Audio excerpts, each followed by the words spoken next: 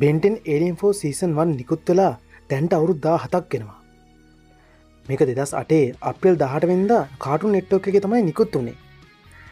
බෙන්ටෙන් alien force ඇවිල්ලා original බෙන්ටෙන් series එකෙන් අවුරුදු 5කට පස්සේ, ඒ කියන්නේ ක්ලාසික් සීරීස් එකෙන් අවුරුදු 5කට පස්සේ ටයිම් ජම්ප් එකකින් තමයි ඒලියන් ෆෝස් එක පටන් ගන්නෙ.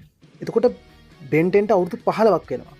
මේකෙදි වෙච්ච විශේෂම දේ තමයි අපි හැමෝම ආදරය කරපු ග්‍රෑන්ඩ්පා මැක්ස්, ඒක මැක්ස් අතුරුදහන් වෙලා තියෙන එක. ඒ වගේම තවත් විශේෂම කාරණාවක් තමයි බෙන්ටන් රසිකයන්ව පුදුමයට පත් කරපු දෙයක් තමයි මේ වෙනකොට බෙන්ගේ අතේ ඔමිට්‍රික්ස් එක නැහැ. එයා අවුරුදු 5ක් තිස්සේ සාමාන්‍ය ජීවිතයක් ගත කරලා තියෙනවා කියලා අපිට ඒලියන් ෆෝස් එපිසෝඩ් 1 එක පටන් ගන්නකොට පෙන්නනවා. ඉතින් සීසන් 1 එකේ ස්ටෝරි ලයින් එකේ බිල්ඩ් අප් වෙන්නේ කොහොමද කියලා කිව්වොත් මේක පටන් ගන්නේ මැක්ස්ගේ අතුරුදහන් වීමත් එක්ක. මැක්ස් බෙන්ට රහස් පණිවිඩ දෙනවා. මේ පණිවිඩ වලින් තමයි බෙන් හොයාගෙන යන්නේ මැක්ස් කොහෙද ඉන්නේ, මැක්ස්ට මොකද වුනේ කියලා.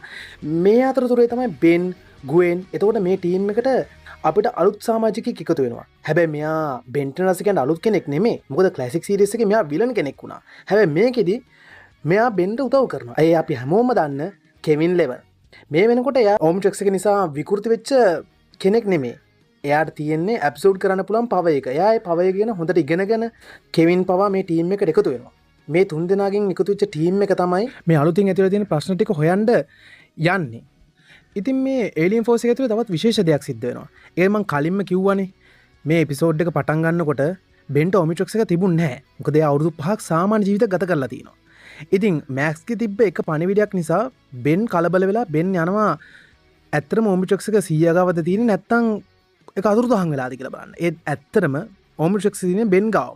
ඉතින් කොහොම වෙන්න හරි අන්තිමට ගුවෙන්ගෙන් උදව් අරගත්තු බෙන් කැමැත්තෙන් නොඋනත් එයා ඔමිට්‍රික්ස් එක දාගන්නවා. ඉතින් මෙන්න මේ සටන් අතරතුරේ තමයි මෙයාලට කෙවින්ව පවා හම්බෙන්නේ. ඉතින් මෙයාලා සටන් කරන්න වෙන්නේ අලුත්ම ජීවින් කොට්ටාසයක් එක්ක. ඒක කොටසක් තමයි හයිඩ්‍රේට්ලා. ඒතකොට DN ඒලියන්ස්ලා, ෆොරෙවර් නයිට්ස්ලාත් ඉන්නවා. ඒගොල්ලෝ නම් රහසිගත ඕගනයිසේෂන් එකක්. ඒ වුණාට මේ හැම දෙයක්ම මැක්ස්ගේ අතුරුදහන් වීමත් එක්ක එකට ගැලපෙන නිසා මේ කතාව දිගටම යන්නේ හයිඩ්‍රේට් ජීවින් එක්ක එකට බද්ධ වෙලා. මොකද 100ත් හොයාගෙන යන්නේ හයිඩ්‍රේට් ජීවින්ම තමයි. ඉතින් මේ අවස්ථාවේදී බෙන්ලා දන්නේ නැති වුණාට පෘථිවිය ඇතුලේ රහසිගත මෙහෙයුමක් පිරිසක්වල ජීවින් විසින් කරගෙන යනවා කියලා මේ එපිසෝඩ් එකේදී බෙන්ලා දැනගන්න. ඉතින් කලින් මට කියන්න බැරුණු විශේෂ දෙයක් තමයි බෙන්ගේ ඔමිට්‍රික්ස් එක. හැබැයි බෙන්ගේ ඔමිට්‍රික්ස් එක බෙන් අවුරුදු 5කින් යූස් කරේ නැහැ. ඉතින් යූස් කරපු නිසා ඒ ඔමිට්‍රික්ස් එක බෙන්ගේ DNA එත් එක්ක මැච් වෙන්නේ නැහැ. ඉතින් ඔමිට්‍රික්ස් එක මොකද කරන්නේ? තමන්ගෙන්ම ඒක වෙනස් වෙනවා. ඒක හරියට අප්ඩේට් වෙනවා.